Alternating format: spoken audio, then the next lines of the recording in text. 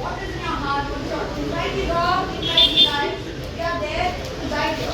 Because not all parents are very educated. Today we parents have come to the Director of Education for only one request and demand of us for now is that he has a discussion with us as he had promised us parents on the 5th of March that he will call in the NEP experts as well as the stakeholders, that is the headmasters, the teachers and the PTAs and people who are involved in this to have a dialogue, because any policy that is implemented has to have time to go through the objections, and after all the objections that have come in, we realized that directly the notification was changed without even consulting us parents, which is not right, because we are also the stakeholders of our state, because we are concerned about the children and their future. We are not against NEP, but how the implementation is done is a bit scary. And it's the first time that on 7th April students have come to school without the results being out. This has never happened ever, and I don't think any other state this has happened. And to see the children whether they have passed, not passed, no one knows anything, but they've already gone ahead and they are made to sit in the classroom, which is very, very humid right now. Goa is on a yellow alert. We standing out in the open where breeze is blowing, we are getting the hot breeze on our face. So we can imagine the plight of 11-year-old children who have gone to school today, what state they would be in. And I think so education should be a holistic development where you have academics as well as extracurricular activities which are merged together, because we need our children to be representing our state, representing the country and getting professional training. And most of the professional training happens during this early hours of the summertime, that is 6 o'clock in the morning to 8 in the morning and then 4 o'clock in the evening. Children like to give in their time for their professional training. Also today the parents read out the discrepancies that were pointed out in the writ petition order which was passed by the judges.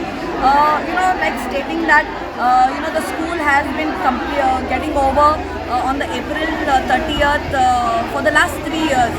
The teachers work till the April 30th, but the children would finish their exams by the end of March and have holidays either by the first week of April, followed by June, followed by May, and then have June as the new academic start.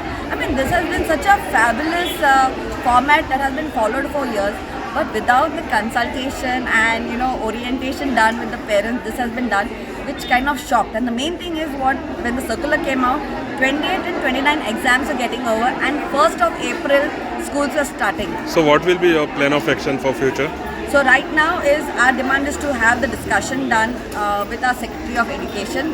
All parents are signing right now. We are going to go ahead and give it at the Secretariat. And secondly is the parents who have filed the writ petition, they are in discussion with their lawyers and to see what we can do, and whatever the writ petition that has been filed, the order that has been out, how can we take that forward, because we find that there are things which are not appropriate to what the circulars and what has been followed. So we are hoping that that this is not the end, but we are going to be raising our concerns, because this matters to us, because our children are involved with it. गांवान एकटेल दिवाडो सावन रावता पर्वरीन भुरगीं म्हाजी पणजे शिकता. आयज एक दुर्दैव कशें आमचें की हे जर डायरेक्टर ऑफ एड्युकेशन आनी एड्युकेशन मिनिस्ट्री जी आसा ताणें आमच्या भुरग्यांक एक गिनी पिग्स कशें करून सोडलेलें आसा. तेच म्हणटा गेल्या वर्सा की मार्चान आमी 10वेच्यो एग्जामी प्रिपोन करता from April to March because of extreme heat. आनी आयज ल्हान ल्हान आमच्या भुरग्यांक 6वेच्या 7वेच्या 8वेच्या भुरग्यांक ते काडटा, आनी इश्कॉलांनी ज्या रुमान 30-40 भुरगीं एका क्लासीन आसा पळय, तितून 1 फॅन वा 2 फॅन आसा, तसल्या वातावरणान ते आमच्या भुरग्यांक बसयता. हें दुर्दैव. आमी सरकारा कडेन परतून विनंती करता की बाबा आमच्या भुरग्यांक अशे गिनी पिग्स कशें वागोवं नाका, तांचेर एक्सपेरिमेंट करूं नाका.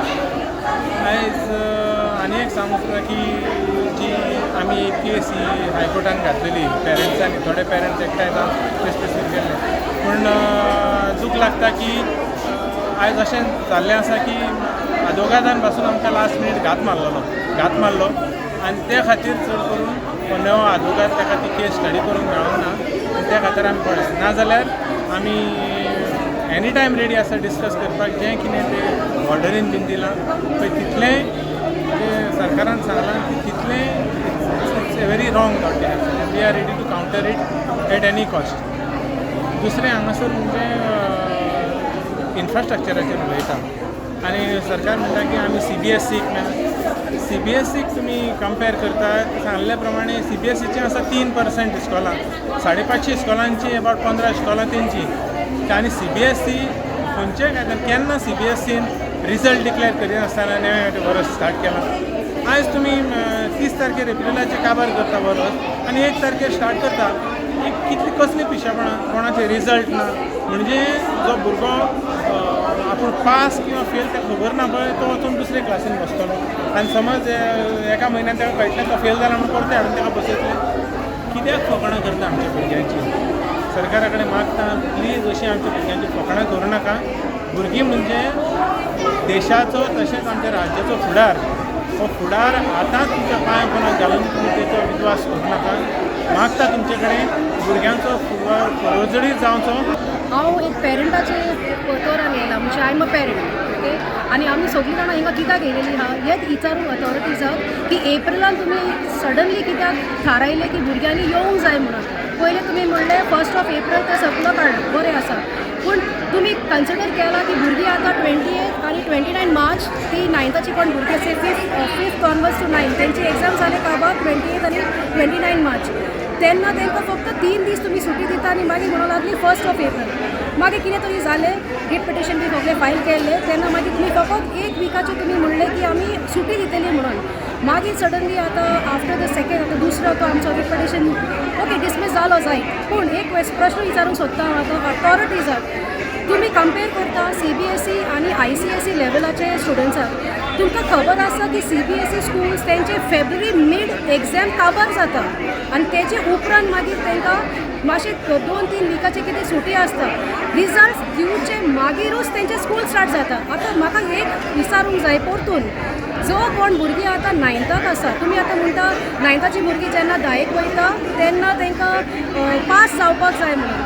सो ते आतां 29 एप्रिल सगळीं 9थाची भुरगीं पळय कोणें आन्सर केला एग्जाम तेंचे रिपोर्ट 29 येतलो एप्रिलाचे.